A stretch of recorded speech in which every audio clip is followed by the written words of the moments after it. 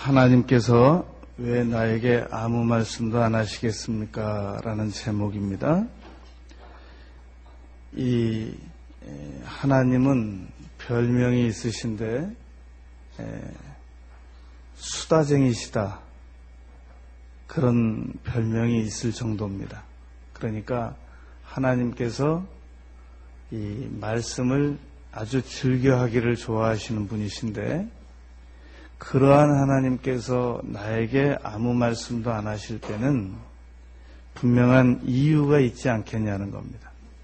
그러므로 우리가 왜 하나님께서 나에게 말씀하시지 않으시고 못하시는가, 이 부분을 잘 알고 이 문제를 해결을 받아야 되겠습니다. 우선 첫 번째로, 우리가 하나님께 이전에 잘못한 문제들에 대해서 회개를 하지 않기 때문에 하나님께서 우리에게 말씀하지 못하고 계신다는 겁니다. 그런 일이 있었습니다. 한 유대인들이 몇 명이 기차 여행을 하고 있었습니다. 그런데 이 유대인들 가운데서 같이 우리 오락 정도로 비유를 하자면 화투 정도가 되겠습니다만, 한 그 노인이 그 놀이에 끼어들질 않더라는 겁니다. 그러니까 그 놀이를 열심히 하던 청년 중에 한 명이 몇 번 그 노인에게 이야기를 경고를 했습니다. 지금 여기 같이 이 놀이에 참여를 하든지 아니면 자리를 옮기시든지 둘 중에 한 가지를 하라고, 그렇게 이야기를 한 겁니다. 이 노인께서 아무런 반응을 보이지 않고 책만 읽으니까 결국은 이 유대 청년이 그 유대 노인을 강제로 이 기차 그 객실 밖으로 몰아낸 겁니다. 이제 도착을 했는데 종착역에 그 노인 이 유대인이 알고 봤더니 아주 유명한 유대 랍비였던 겁니다. 그러니까 이 청년이 너무 당황스러워서 쫓아가서 사과를 했습니다. 사과를 안 받더랍니다. 그래서 다시 그 수소문을 해서 그 노인 랍비에게 그 집까지 찾아갔습니다. 그래서 정중하게 제가 기차에서 몰라봬서 그랬다고, 랍비님인 줄 알았으면 제가 그런 무리한 행동을 했겠습니까? 정말 죄송합니다. 잘못했습니다. 저를 용서해 주십시오. 이렇게 말했습니다. 그랬더니 그 노인 랍비가 하는 말이, 그래서 내가 당신한테 사과를 받을 수가 없는 거요. 당신이 내가 그때는 무지하고 무식한 노인인 줄 알고 그렇게 행했던 것이고, 지금은 내가 랍비라는 걸 알고 와서 사과를 하는 거니까 당신의 그 사과가 진실된 사과가 아니지 않소. 당신이 정말로 잘못했다고 사과를 할 거면 다시 그 객실로 가서 나와 비슷한 유형의 무지무식한 노인 같은 사람에게 잘못했다고 비시오. 그러면 그게 사과가 될 거예요. 지금은 내가 유명한 랍비라는 사실을 알고 와서 나에게 잘못했다고 하는 건데, 그게 어떻게 진정한 사과가 되겠소? 이렇게 이야기를 했다는 겁니다.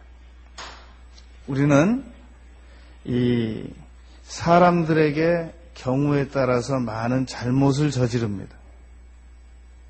그래놓고 사람에게 잘못한 것을 사과하지 않습니다. 그랬다가 그 사람이 나중에 상황이 좋아지면, 강해지면 어쩔 수 없이 사과를 하는 경우가 있단 말입니다.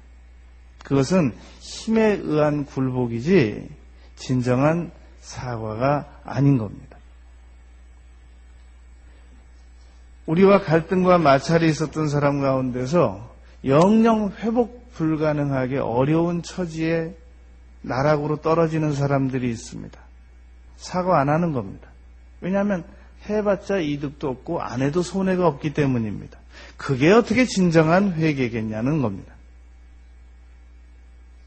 그러니까 하나님께서 우리가 무슨 잘못을 했을 때 기다리시는 이유는 힘에 의한 굴복이 아니라 진정한 뉘우침의 회개를 해줄 때까지 기다리고 계시는 겁니다. 이 홀로코스트, 그 유대인들이 많은 어려움을 당하고 학살당하고 그런 부분들에 대하여 이 피해를 입힌 가해자들이 유대인들에게 사과를 하는 경향이 있다는 겁니다. 그때마다 이 유대인들이 진정으로 사과를 받아들일 수 없는 이유는 정말 피해를 본 당사자들, 용서해야 될 당사자들은 이미 죽었는데 내가 무슨 자격으로 그 사람들을 대신해서 당신들을 용서하겠소? 이런 생각을 가지고 있기 때문에 용서를 못하는 경향이 있단 말입니다. 그래서 마태복음 5장 23절부터 보면 예수님께서 예물을 제단에 드리러 갔다가 형제들에게 원망 들을 만한 일이 생각이 나거든 예물을 제단 앞에 두고 먼저 가서 형제와 화목하고 그 후에 와서 예물을 드리라. 그렇게 가르치셨지 않습니까?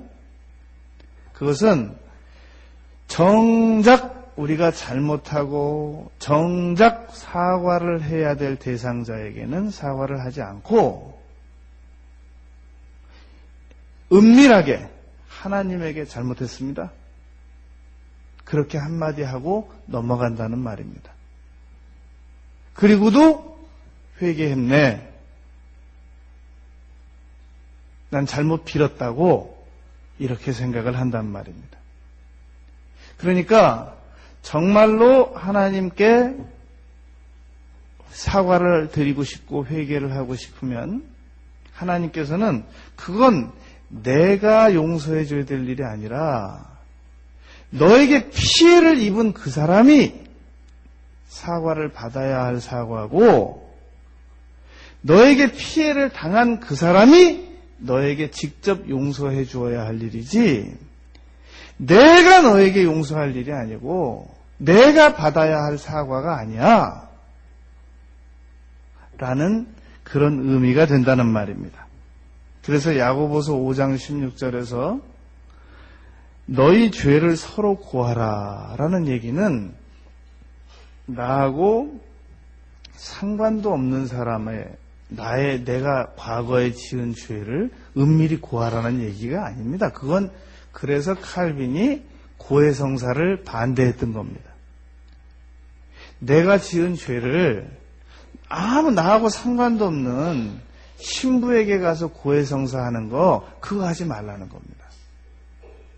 하나님께 제대로 고백하고 회개하는 것은 있을 수 있다는 얘기입니다. 그러나 정말로 빌어야 될 당사자에게는 사과를 하지 않고 하나님에게 잘못했습니다라고 편법적으로 고백하는 것은 그건 잘못됐다는 얘기입니다. 물론 모든 죄에 대하여 하나님께 고백하고 사람에게도 고백해야 된다는 것은 맞습니다. 그래서 호세아서 5장 15절에서 내가 내 곳으로 돌아가서 저희가 그 죄를 뉘우치고 내 얼굴을 구하기까지 기다리리라. 그러니까 하나님께서는 우리가 회개할 것을 기다리고 계시는 거 맞습니다. 이 어린 자녀가 밖에 나가서 잔뜩 진흙을 묻혀가지고 와서 밥을 달라고 하면 엄마들이 먼저 씻기고 옷부터 갈아입히고 목욕시켜서 그리고 밥을 주지 않습니까? 최소한의 손발을 씻게 해서 우리가 회개가 안 된 상태에서 하나님께서 나에게 무엇인가를 말씀하시면 말 대답이 보통 심한 게 아닙니다. 한마디 하면 10마디씩 반문하고 되묻고 따져묻고 도저히 대화가 안 된단 말입니다. 그래서 하나님께서 우리가 회개하고 마음을 씻고 정결하게 그리고 기다리는 자들에게 하나님께서 우리에게 말씀하십니다. 우리가 우리 자녀들에게도 무슨 말을 하려고 하다가 가장 타이밍을 봅니다. 아무 때나 말하지 않습니다. 지금쯤 말하면 듣겠다. 지혜롭지 못한 부모들은 그냥 아무 때나 붙잡아 놓고 기분도 고려하지 않고 무조건 얘기를 하는데 그럼 대화가 안 이루어진단 말입니다. 사람도 마찬가지입니다. 내가 한 달 동안 생각한 것을 상대방한테 5분에 전달할 수 없는 거거든요. 나는 많이 생각했지만 상대방이 그 부분에 대해서 생각을 했냔 말입니다. 그러니까 미리 주제 주고 그리고 내가 몇 분 정도 얘기하고 싶은데 대화가 되겠느냐 묻고 지금 말할 기분 아닙니다. 그러면 언제 되겠느냐 묻고 그래서 대화가 이루어지게 해야 됩니다. 두 번째 하나님께서 우리에게 말씀하시지 않는 이유는 말씀해달라고 요청을 안 드려서 못하는 겁니다. 그냥 알아서 나에게 말씀해 주시면 좋고 안 해주시면 어쩔 수 없고 이런 태도를 취하기 때문에 이 대화가 안 이루어진단 말입니다. 하나님 제게 말씀해 주세요. 야고보서 4장 2절 너희가 얻지 못함은 구하지 아니하며 라고 말씀하셨단 말입니다. 그러니까 계속해서 요청을 드려야 됩니다. 하나님 이 부분에 대해서 말씀 좀 해주세요. 이건 어떤가요? 질문을 드려야 된단 말입니다. 그런데 나 같은 거하고 무슨 대화를 하시겠어? 나 같은 것과 무슨 대화가 되겠어? 이렇게 생각을 하면서 대화를 요청 안 드리고 기대도 안 하고 여쭙지도 않고 그러기 때문에 이게 대화가 안 된단 말입니다. 이 사람하고 대화가 안 되는 사람의 특징이 10가지가 있습니다. 그러니까 이렇게 봐서 이 10가지가 나하고는 얼마나 해당되는가 이것도 생각해 볼 필요가 있습니다. 또 사람을 이렇게 봐서 이 10가지에 너무 많이 해당되는 사람하고는 지금은 대화가 안 됩니다. 나중에는 될런지 모르는데 지금은 대화가 어렵단 말입니다.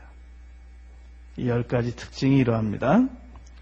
일단 대화를 하려고 하는데 의심부터 하는 사람들, 그 사람들하고는 대화가 안 됩니다. 나는 지금까지 수많은 사람들에게 속았어.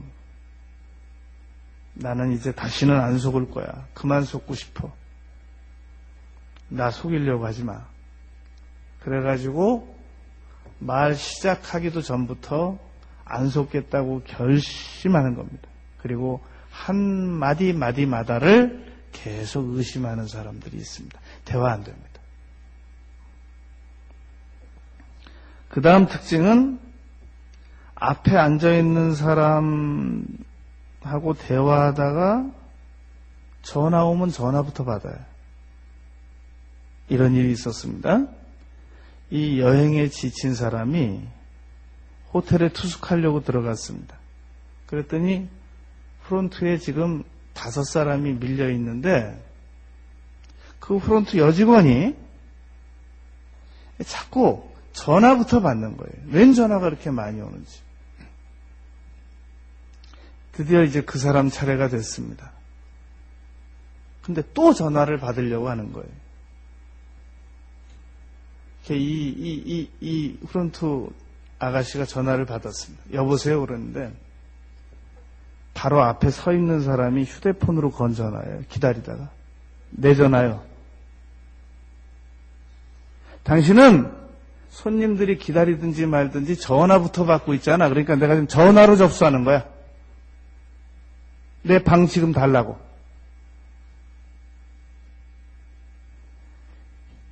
우리가 누군가와 대화를 한다는 얘기는 내 앞에 앉아있는 사람이 지금 나와 대화의 우선권을 가지고 있는 겁니다.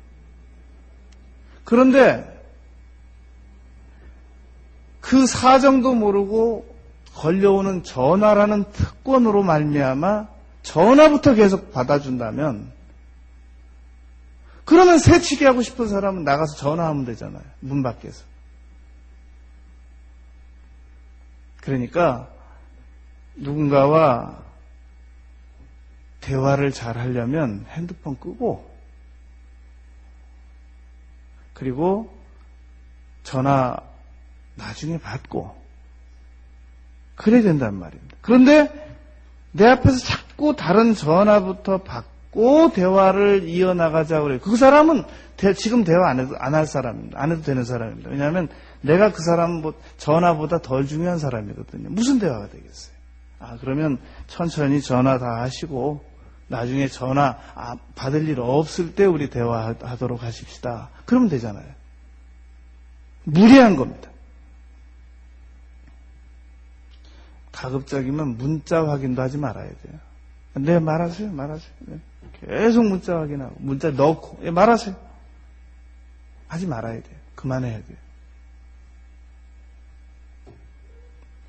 대화 중에 시계 확인하고 주변 확인 다 하는 사람들, 급히 가볼 곳이 있는 사람들입니다. 대화 나중에 하고 시계 안 봐도 될 때, 안 볼 때, 그때 대화하는 게 좋습니다. 테이블 위로는 대화를 하는데 테이블 밑을 우연히 보니까 다리를 덜덜덜덜 떨고 있어요. 그만해야 돼요. 계속 다리 떨고 있으라고 그래야 돼요. 한 수사요원이 이 신문 중에 분명히 용의자인데 슬프게 울더래요. 너무너무 슬프게 우는 거예요. 고인의 명복을 애도하면서 분명히 용의자인데 볼펜이 떨어졌습니다. 볼펜 줬다 보니까 다리를 떨고 있어요. 가짜로 우는 거예요. 다리 떠는 걸 믿어야 될까, 눈물로 슬프게 우는 걸 믿을까 그러다 다리 떠는 걸 믿었습니다. 계속 조사했습니다. 진범이었습니다. 심각하면 다리 안 떱니다. 그러니까 누군가와 대화하다가 다리 덜덜덜 떨고 있거든, 경기가 있나 보다 그러지 말고, 그냥 지병인가 보다 그러지 말고 대화 그만하면 됩니다.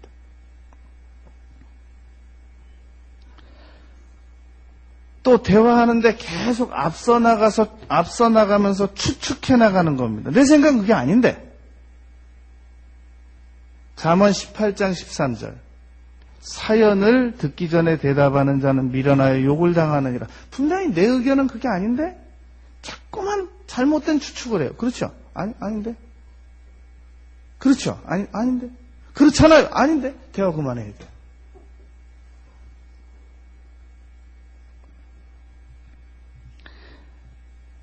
상대가 내가 한 말을 자꾸 다른 단어로 바꾸는 사람들이 있습니다. 경치 참 좋다. 참 좋지요? 비 올라나 보죠? 내가 하는 말을 절대 안 따라와요. 저 아래 명품관에 가보시죠. 그 고물상이요? 내가 하는 말을 안 따라와요.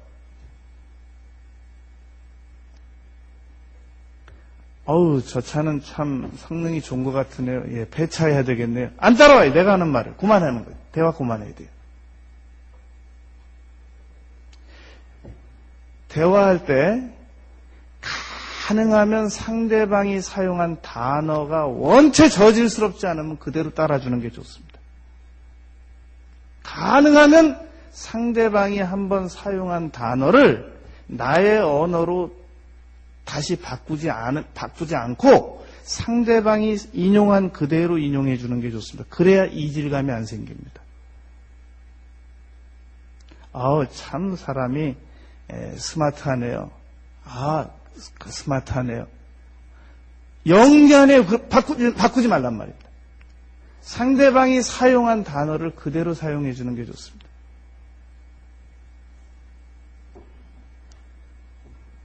아이들이 선생님 짱! 그러면 짱! 같이 맞장구 쳐서 짱이지? 짱이 뭐냐, 짱이. 선생님은 무슨 짱이냐? 바꾸지 말란 말입니다. 남편이 무슨 말을 하면, 진짜 찌개 시원하다 그러면, 찌개가 무슨 사이다야, 시원하게? 맛있단 말이죠? 바꾸지 말란 말이에요. 시원하다 그러면 그냥 같이 시원한 쪽으로 나가세요. 상대방이 사용하는 단어를 나의 유식한 언어로 바꾸는 순간 이질감 생깁니다. 그러니까 내가 자꾸 사용하는 단어를 다 자기 단어로 바꿔버리는 사람하고는 대화 그만해야 돼요. 그 사람은 내 의견이 전달되지 않습니다. 로마서 12장 15절에 즐거워하는 자들로 함께 즐거워하고 우는 자들로 함께 울라. 얼마 전에 한 방송을 보니까 그 아나운서가 좀 이 말하는 인터뷰하는 가운데서 이렇게 좀 분위기를 맞춰주려고. 그러셨군요. 꼭 바꿔요. 아니요, 그게 아니고요. 좋으셨군요. 좋았다기보다는요, 10번을 다 바꿔요. 그 대화 안 됩니다. 내가 별로 안 좋았는데도 좋으셨군요. 예, 좋았죠. 그것도 하나 못해요. 그것도 하나 배려를 못하냔 말이에요. 대화 중에. 무식하기는 아니라니까. 다 바꿔요. 그러면 그건 대화 안 됩니다. 정말로 꼭 이 부인하지 않으면 안 되는 말들은 있습니다. 그건 책임을 져야 되기 때문에 그거는 사실은 그것은 아닙니다만 어쩔 수 없이 바꿔야 되는 경우는 있습니다. 그러나 그렇지 않고 밥하고 죽 바꿔 먹기 정도면 그대로 인정해 주란 말입니다. 그래서 이 사람이 무슨 단어를 자주 사용하는가를 알아두었다가 다음번에 그 단어만 다시 사용해줘도 친밀해져요. 기가 막히게 상대방이 말하는 단어를 다 자기 단어로 바꿔버린 사람이 똑똑하니까 단어 어휘력이 뛰어나단 말이에요. 다 바꿔버려요. 그런 사람하고는 대화가 안 됩니다. 상사하고 부하하고 사이가 안 좋은 상사와 부하 직원들이 있을 수 있습니다. 상사 말하는 단어를 부하 직원이 자기 단어로 다 바꿔버려요. 대화 안 됩니다. 부하 직원들이 하는 단어를 상사가 다 바꿔버려요. 전문 용어로.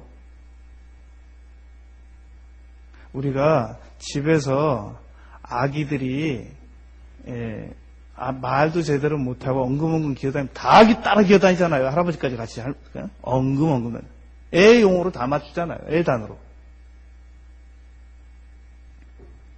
연인들이 어디 자기 용어 써요. 상대방하고 똑같이 닭살 돋는 언어로 다 맞춰서 하잖아요. 그게 맞는 거란 말입니다.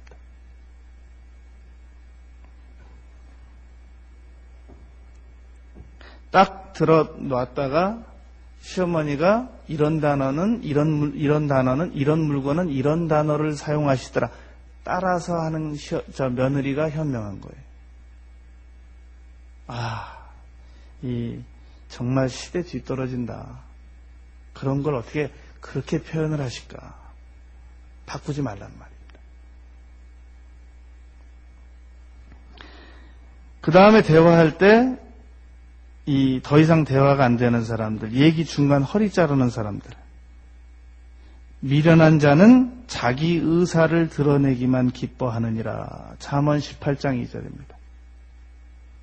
벌써 내가 얘기하려고 하는데 내 얘기 허리 몇 번 자르는 사람들하고는 그 사람하고는 안 하는 게 좋습니다. 왜냐하면 해봤자 안 들어요.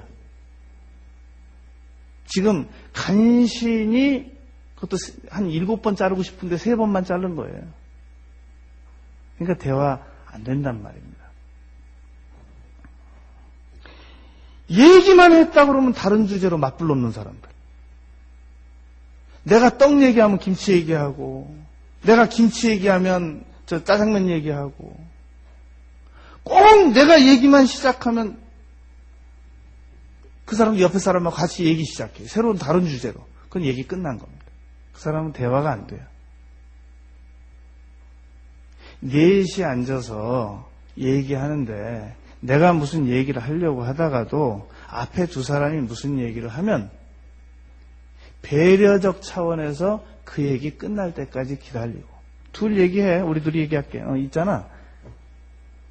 그러면 둘둘 나눠져 버리잖아요. 경청.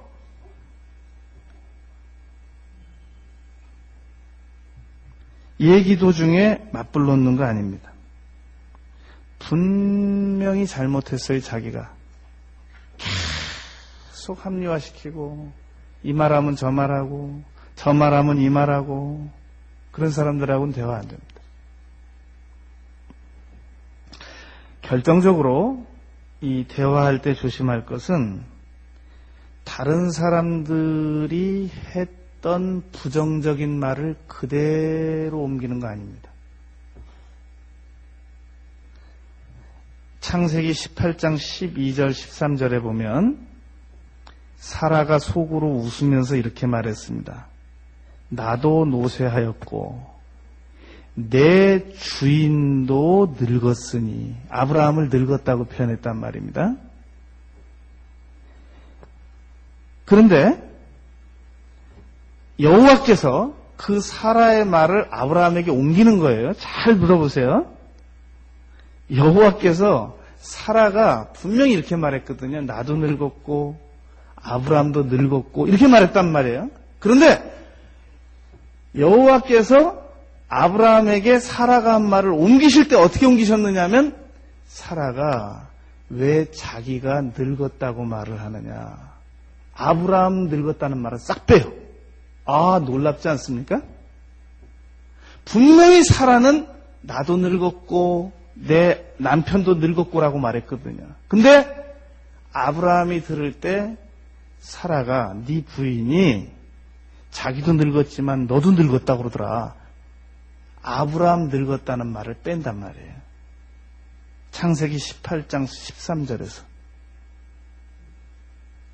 우리가 다른 사람들의 한 말을 당사자에게 전달해 줄 때 이게 꼭 법적으로 아주 한마디도 틀려서 문제가 될 일이 아니면 상대방이 들어서 기분 나쁜 얘기는 빼주는 게 좋습니다. 잠언 25장 9절에 너는 이웃과 다툴 때 당면한 변론만 하고 남의 은밀한 일은 누설하지 말아라. 잠언 30장 10절 너는 종을 그의 상전에게 비방하지 말아라. 우리가 남의 종이라고 함부로 주인한테 비난하면 그 종하고 그 주인하고 나중에 다시 또 의기투합해가지고 나 다시 공격합니다. 전도서 7장 21절 22절 사람들이 하는 모든 말에 마음을 두지 말아라. 그러다가는 네 종이 네 욕한 거 듣게 될 거다. 그리고 너도 옛날에 다른 사람들을 많이 저주했다는 걸 네가 네 양심이 잘 알고 있지 않느냐? 라고 전도자가 말했단 말입니다. 그러니까 우리가 이 다른 사람, 파스칼은 그런 얘기를 했단 말입니다. 만약에 다른 사람들이 나에게 한 얘기를 그대로 옮겨주면 이 세상에 친구가 둘도 없을 거다. 그러니까 화나서 누군가에 대하여 원색적으로 한 얘기를 그대로 옮기는 거 아닙니다. 꼭 그 기본적인 내용만 옮기고 정말 몇십 년 후에 생각해도 속이 막 뒤집어질 수밖에 없는 얘기, 그런 건 안 옮기는 겁니다. 핵심적인 내용만 옮기면 되는 거거든요. 그리고 이 사람이 진심으로 한 것도 아니고 그냥 화나서 홧김에 한 거다. 그것도 눈 감아주는 게 좋습니다. 이렇게 사람한테 말할 때도 조심할 게 10가지나 되는데 하나님께 대하여 우리가 올바르지 못한 태도로 구하면 하나님께서 우리에게 말씀하시겠냔 말입니다. 사람도 척 봐서 이 정도면 이 대화 그만해야 되겠다 그러고 안 한단 말이죠. 그런데 하나님께서 그거 모르시겠냔 말입니다. 사무엘상 2장 30절 나를 존중히 여기는 자를 내가 존중히 여기고 나를 멸시하는 자를 내가 경멸하리라. 그러니까 하나님께서는 우리가 하나님의 말씀을 들을 수 있는 자세가 먼저 돼 있지 않으면 안 하신다니까요. 원래 하나님은 별명이 수다쟁이신데 우리가 기본적인 태도가 준비되어 있지 않으면 안 한단 말입니다. 특별히 무릎 꿇지 않고 책상다리 척하고 앉아가지고 하나님 메시지 기다리는 사람들, 제가 장담할게요. 100년 기다려봐요. 안 와요. 열왕기상 8장 54절 솔로몬이 무릎을 꿇고 손을 펴서, 열왕기상 18장 42절 엘리야가 산 꼭대기에 올라가서 땅에 꿇어 엎드려 그 얼굴을 무릎 사이에 넣고, 역대하 6장 13절 솔로몬이 회중 앞에서 무릎을 꿇고, 에스라가 속옷과 겉옷을 찢은 대로 무릎을 꿇고 나의 하나님 여호와를 향하여 손을 들고, 다윗이 오라 여호와 앞에 무릎을 꿇자, 다니엘이 어인의 조서에 어인이 찍힌 걸 알고도 하루 3번씩 무릎을 꿇고 기도하며, 시몬 베드로가 예수의 무릎 아래 엎드려 가로되, 예수님께서 무릎을 꿇고 기도하여 스데반이 무릎을 꿇고, 베드로가 사람을 다 내보내고 무릎을 꿇고, 바울 사도가 무릎을 꿇고, 하나님께 기도드린다 그러면서 책상다리 척 하고 앉아가지고, 물론 파자마 입고 누워서 하는 것보다 낫죠. 아니, 좀 무릎이나 좀 꿇어 보다가 좀 단 5분이나 10분이라도 좀 무릎을 좀 꿇고 기도 좀 해보다가 정 관절이 아프든지 무릎이 아프든지 그러면 비틀어 앉든지, 처음부터 척 책상다리 척 하고 앉아가지고 난 진짜 못마땅해요. 진짜. 그거 어디서 배운 거예요, 그거? 아니, 물론 기도 안 하는 것보단 나은데, 아니 좀 무릎 꿇고 좀 몇 분이라도 기도라도 좀 해보다가 좀, 세상에 교만해 또 그렇게 교만한 건 나 정말. 사람은 입으로 말하는 거하고 몸으로 말하는 거하고 대립되면 몸으로 말하는 게 맞다니까요. 그 정말 무리한 거예요. 아니 어디 하나님 앞에 무릎 꿇는 것이 불편하고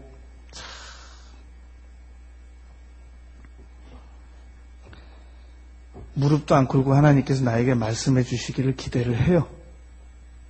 지금 무릎 꿇어도 말씀하실까 말까 한데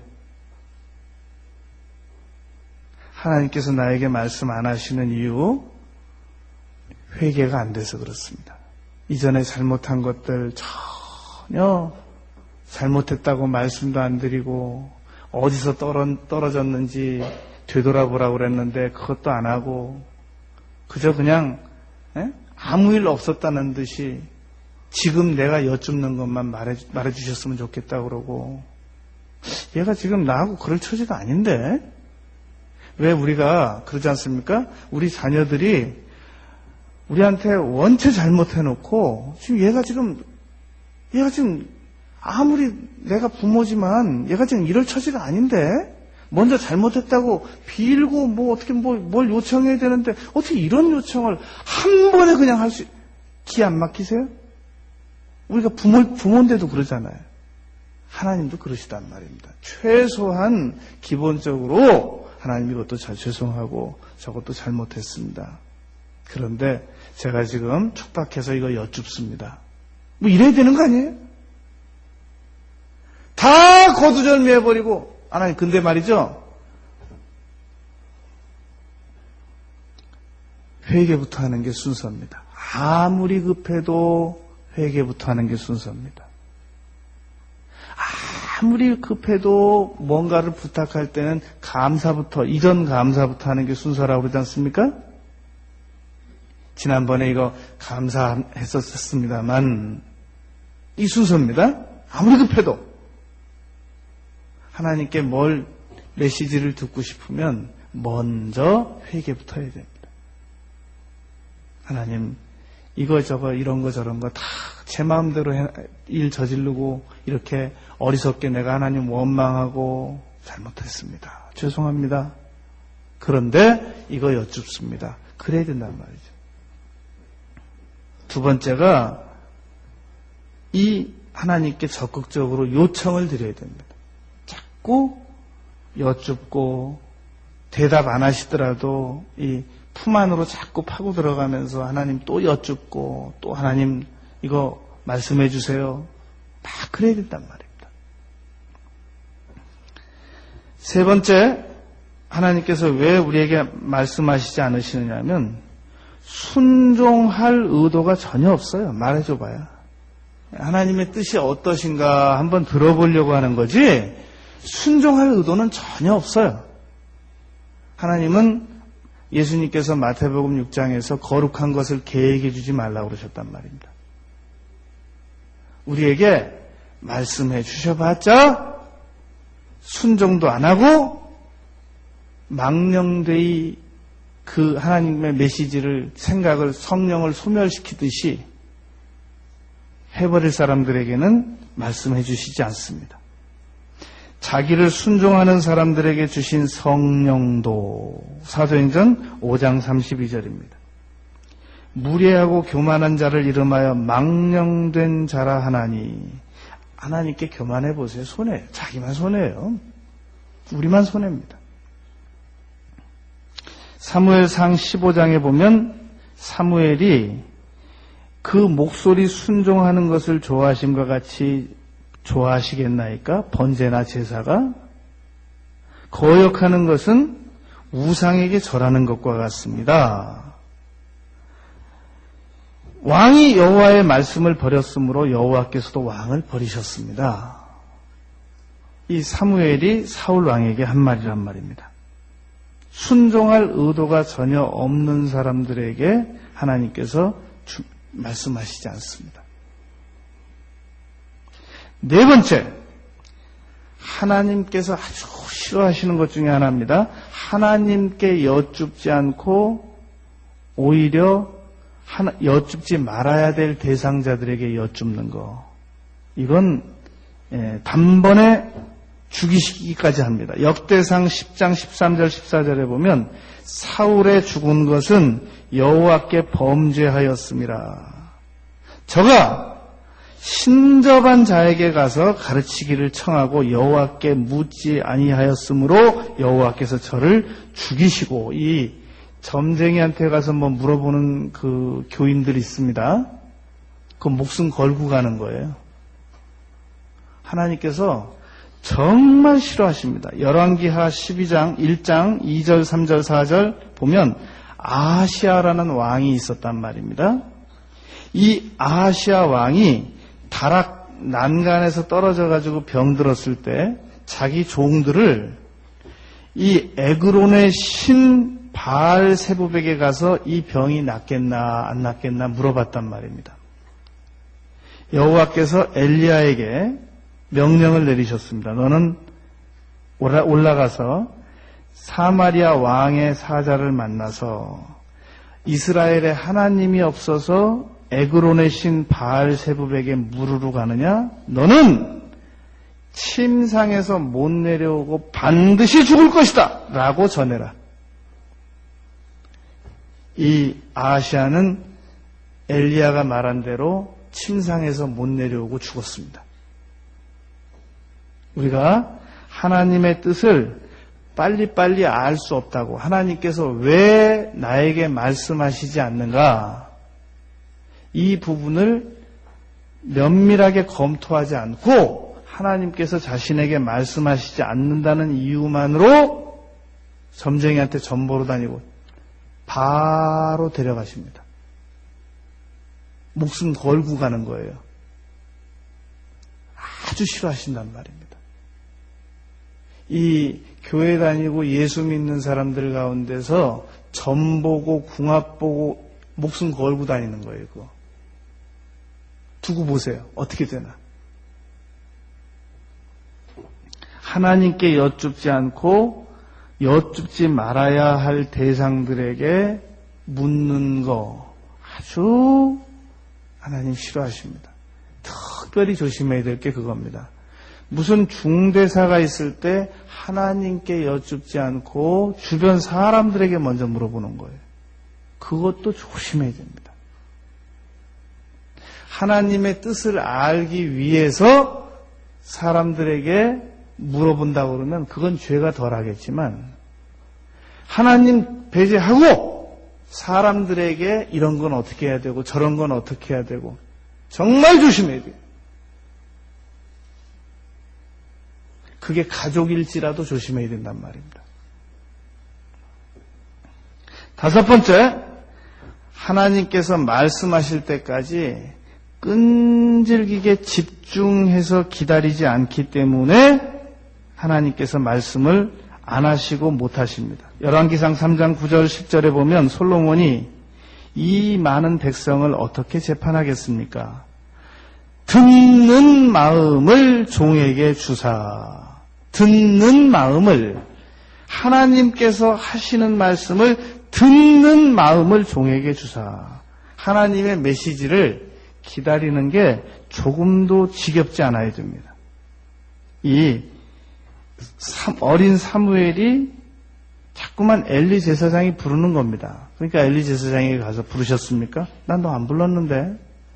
다시 가서 자다가 또 사무엘아 사무엘아 그러니까 또 엘리에게 가서 부르셨습니까? 난 너 안 불렀는데. 아, 하나님이 너 부르시는 거다. 이번에는 가서 이렇게 말해라.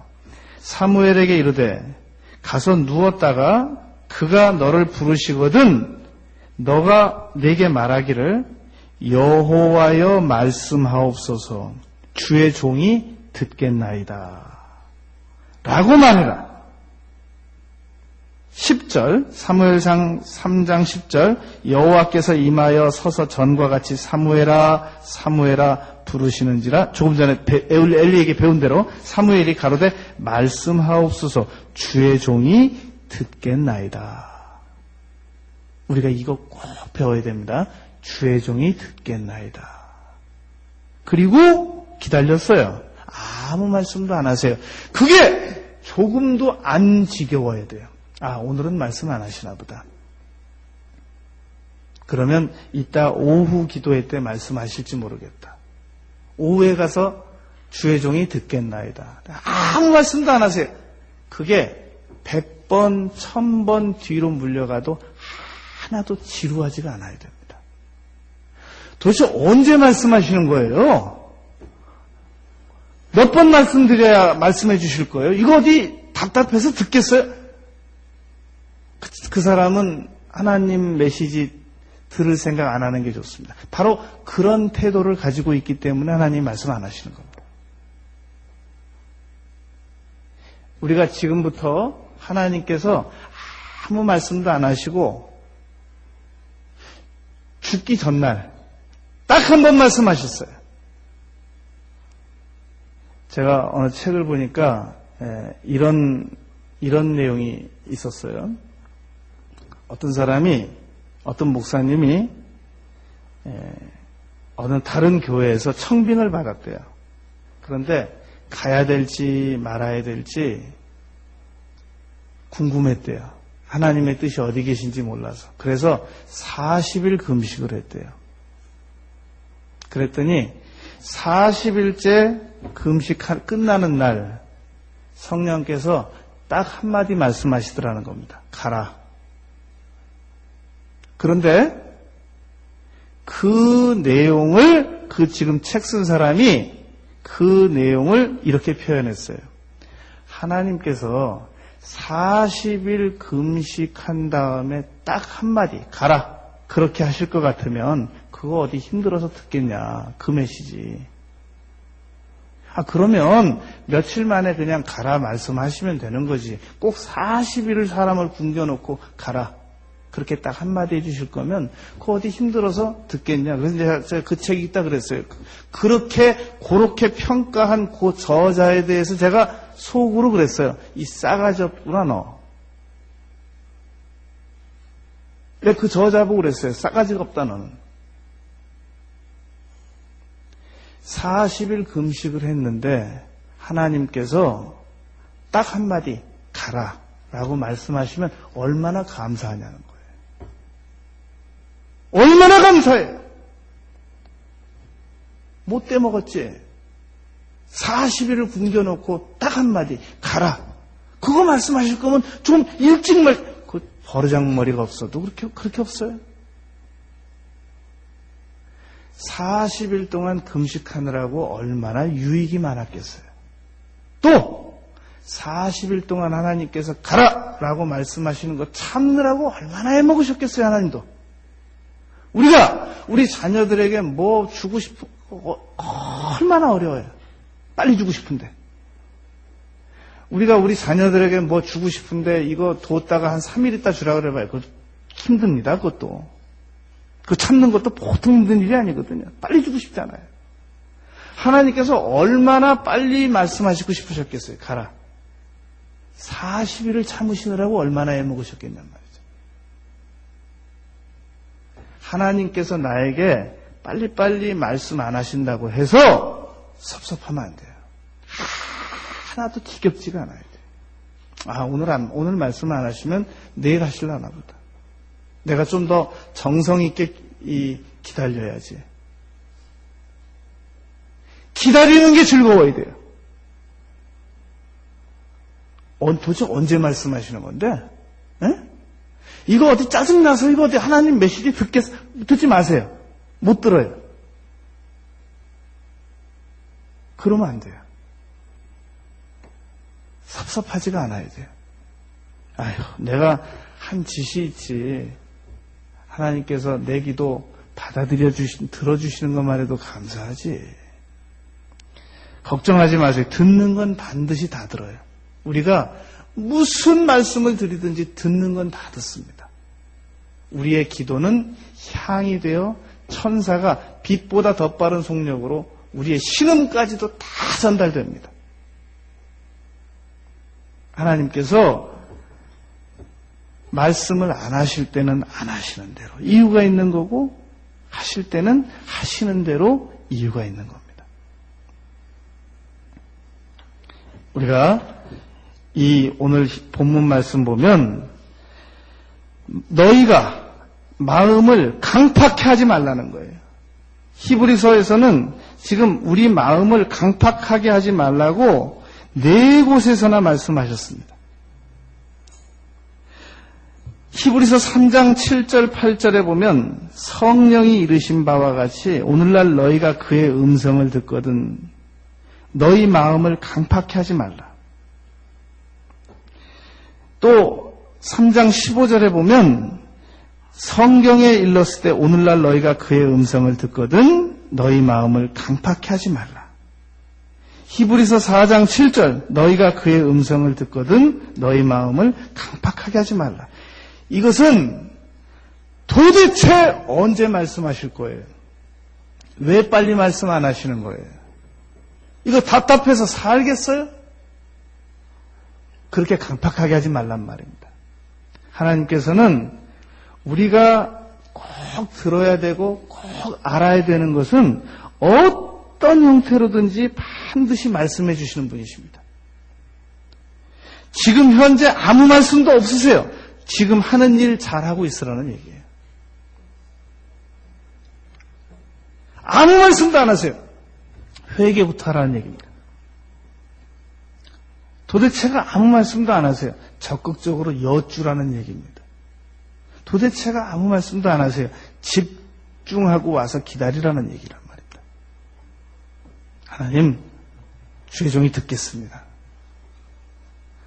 제가 지금 주의 종이 하나님의 말씀을 들으려고 기다리고 있습니다. 근데 아무 말씀도 안 하세요. 그러면 감사하게 철수. 다음날 또 가서 하나님, 주의 종이 나왔습니다. 아무 말씀도 안 하세요. 그냥 죽는 날까지 철수. 하나님께서 절대 우리를 내버려 두지 않습니다. 어떤 형태로든지 그렇게 정성되게 일관되게 나와서 기다리고 앉아 있으면 반드시 말씀해 주십니다. 그냥 안 여쭈어도 말씀해 주세요. 그런데 다 안색 바꾸고 태도 나쁘고 짜증내고 불평하고 원망하고 그건 안 돼요. 하나님께서 나에게 말씀하시지 않는 이유를 잘 참고해서 하나님의 메시지를 죽는 날까지 많이 듣는 우리 모두가 되시길 바라겠습니다.